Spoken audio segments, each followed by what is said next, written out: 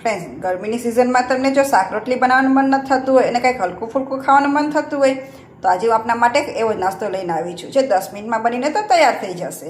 Friends, આજે આપણે બનાવીશું કાચા બટેટા અને રવામાંથી એક નવો નાસ્તો જે ફટાફટ બનીને તૈયાર પણ થઈ જશે અને સાથે સાથે બનાવીશું તેની સાથે ખાવામાં મજા આવે તેવી સરસ મજાની ચટણી. આ નાસ્તો ઉપરથી એકદમ ક્રિસ્પી થશે અને અંદરથી એકદમ સોફ્ટ થશે. તો ફ્રેન્ડ્સ, ચાલો આજની રેસીપી શરૂ કરીશું. આજનો નાસ્તો બનાવવા માટે આપણે એક વાટકો રવો લેશું અને એક કાચું બટેટું લેશું. ફ્રેન્ડ્સ, તમારી પાસે જો સૂજી હોય જાડી તો તેને તમારે થોડીક આવી રીતના પીસી લેવી. પહેલાં બટેટાની છાલ કાઢી લેશું. ફ્રેન્ડ્સ, આજનો નાસ્તો બનાવો છે ને તે એકદમ ઇઝી છે અને ફટાફટ બનીને તો તૈયાર પણ થઈ જશે. તો બટેટામાંથી આપણે છાલ કાઢી લીધી છે. તો અહીં આપણે મીડિયમ સાઇઝની કાણાવાળી ખમણી આવે તેમાં તેને ખમણી લેશું. ફ્રેન્ડ્સ, બટેટાને આવી રીતના આપણે ઝીણું ખમણ કરી લીધું છે. તો આ બટેટાના જ ખમણને આપણે 3 થી 4 વાર પાણીથી સાફ કરી લઈશું જેથી કરીને એમાં રહેલો વધારાનો સ્ટાર્ચ છે તે બધો દૂર થઈ જાય. ખમણને આપણે 4 થી 5 વાર ધોઈ લીધું છે. તો આપણે એક વાસણ લેશું, તેમાં બધા ખમણને એડ કરી દઈશું. પછી આપણે તેમાં જે રવો હતો તે એડ કરી દઈશું. પછી આપણે અડધો ગ્લાસ ખાટી છાશ એડ કરી દઈશું. તમારી પાસે જો દહીં હોય તો પણ તમે એડ કરી શકો છો. તો આપણે હલાવીને મિક્સ કરી દઈશું. ફ્રેન્ડ્સ, પછી આપણે લાગે કે આપણે પાણીની જરૂર છે તો આપણે પછીથી પાણી એડ કરીશું અથવા તમે જો છાશ એડ કરી હોય તો પણ કરી શકો છો. અને આપણે અહીં ખાટી છાશ લીધી છે. બટેટા અને રવો આપણો સરસ એવો મિક્સ થઈ ગયો છે. તો આપણે તેને ઢાંકીને 5-1 મિનિટ માટે રહેવા દઈશું જેથી કરીને રવો છે તે સરસ એવો ફૂલી જાય. હવે આપણે એક મિક્સર જાર લેશું.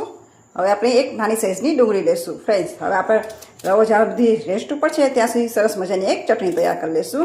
તો તેના રીતના ટુકડા કરી લેશું. સાથે જ એક નાની સાઇઝનું ટમેટું લેશું, તેને પણ આ રીતના મોટા ટુકડા કરી લેશું. પછી આપણે 2 મરચાં એડ કરી દઈશું. સાથે એડ કરીશું થોડા લીલા ધાણા અને 2 ટુકડા આદુના.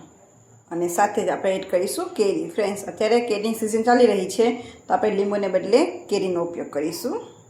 પછી આપણે તેમાં એડ કરીશું અડધી ચમચી આખું જીરું. પછી એડ કરીશું સ્વાદ અનુસાર નમક. 3 થી 4 ચમચી જેટલું પાણી એડ કરી દઈશું. તો આપણે તેને પીસી લેશું. બનીને તૈયાર છે. તો આ ચટણીને આપણે એક વાટકીમાં કાઢી લઈશું. છે ને ફ્રેન્ડ્સ, આજની ચટણી છે તે બનાવવી એકદમ ઇઝી છે અને ફટાફટ બની જશે. તમારા ઘરમાં રહેલી સામગ્રીમાંથી તૈયાર થઈ જશે. તમારે બહાર લેવા જવાની જરૂર પણ નહીં પડે. ચટપટી ચટણી બનીને તૈયાર છે તો આને આપણે સાઈડ પર રાખી દઈશું. ફ્રેન્ડ્સ, આપણી ચટણી થઈ ત્યાં સુધીમાં રવો પણ સરસ એવો ફૂલી ગયો છે. તો આપણે તેમાં થોડાક વેજીટેબલ્સ એડ કરી દઈશું. તો વેજીટેબલ્સમાં આપણે ટમેટા, કાચી કેરી, સાથે લીલા ધાણા, ડુંગળી અને મરચાં એડ કરીશું. અહીં જો તમે ડુંગળી ના ખાતા હોય તો તમે તેને સ્કીપ પણ કરી શકો છો. અને જો કેરી તો ઓપ્શનલ છે, અત્યારે સિઝન ચાલી રહી છે એટલે આપણે એડ કરીએ છીએ અને ના હોય તો પણ ચાલે. હવે થોડાક મસાલા કરી લઈશું. તે લઈશું અડધી ચમચી ધાણા જીરું પાવડર, અડધી ચમચી હળદર પાવડર, અડધી ચમચી લાલ મરચું પાવડર. પછી એડ કરીશું અડધી ચમચી આદુ અને મરચાંની પેસ્ટ. પછી આપણે નાસ્તાનું બાઇન્ડિંગ સરસ આવે તેના માટે મેં અહીં 3 ચમચી જેટલો ચણાનો લોટ લીધો છે.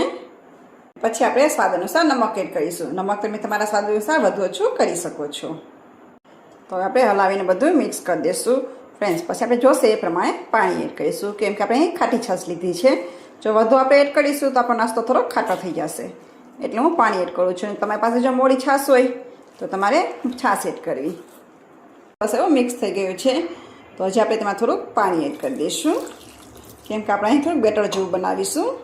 તો ફરી પાછું આપણે હલાવીને મિક્સ કરી દઈશું. હવે આપણે એક પેન લઈશું, તેમાં 2 ચમચા જેટલું તેલ એડ કરી દઈશું. તેલને આપણે આવી રીતના ફેલાવી દઈશું. તેલ આપણું થોડું ગરમ થાય તેમાં રાઈ એડ કરી દઈશું. રાઈ આપણે આવી રીતના ફૂટવા લાગે એટલે તેમાં સફેદ તલ એડ કરી દઈશું. હવે આપણે તેમાં નાસ્તો એડ કરી દઈશું અને તેને સરસ એવું ફેલાવી દઈશું. ફ્રેન્ડ્સ, અહીં એક સાથે તમારે જેટલો નાસ્તો સમાય એટલો તમારે એડ કરવાનો છે પણ તમારે એકદમ જાડું નથી રાખવાનું, મીડિયમ રાખવાનું છે. બહુ જાડું પણ નહીં, બહુ પતલું પણ નહીં. આ રીતે આપણે ફેલાવી દઈશું. આ રીતના ફેલાવી દીધા પછી સાઈડના ભાગમાં જે રીતના તલને છે તેલને તલ થોડું આ રીતના ઉપર છટકડી દઈશું. તો આપણે ઢાંકીને 2 થી 3 મિનિટ માટે રહેવા દઈશું અને ગેસની ફ્લેમને આપણે મીડિયમ કરી દઈશું. તો ફ્રેન્ડ્સ, 2 થી 3 મિનિટ જેવું થઈ ગયું છે. તમે જોઈ શકશો કે આપણો નાસ્તો ઉપરથી સરસ એવો ડ્રાય થઈ ગયો છે. તો ઉપર આપણે બ્રશની મદદથી આ રીતના તેલ લગાવી દઈશું. ફ્રેન્ડ્સ, તમારો નાસ્તો ઉપરથી ડ્રાય થાય પછી તમારે તેલ લગાવવાનું છે, એ વાતનું તમારે ખાસ ધ્યાન રાખવાનું છે. અને ઉપર થોડો સફેદ તલ એડ કરી દઈશું અને આપણે આ રીતના હળવે હાથે પલટાઈ દઈશું. ફરી પાછું થોડુંક આ રીતના ઉપરથી પ્રેસ કરી દઈશું. ફરી પાછું ઢાંકણ ઢાંકીને આપણે 2 થી 3 મિનિટ માટે રહેવા દઈશું, જેથી કરીને આપણો નાસ્તો સરસ એવો ચડી જાય. 2 થી 3 મિનિટ જેવું થઈ ગયું છે, આપણે ચેક કરી લઈશું. ફરી પાછું આપણે તેને પલટાઈ દઈશું. તો ફ્રેન્ડ્સ, તમે જોશો કે આપણો નાસ્તો સરસ એવો ચડી ગયો છે. તો આ નાસ્તાને આપણે એક પ્લેટમાં કાઢી લઈશું અને બીજો બધો નાસ્તો છે આ રીતના બનાવીને તૈયાર કરી લઈશું.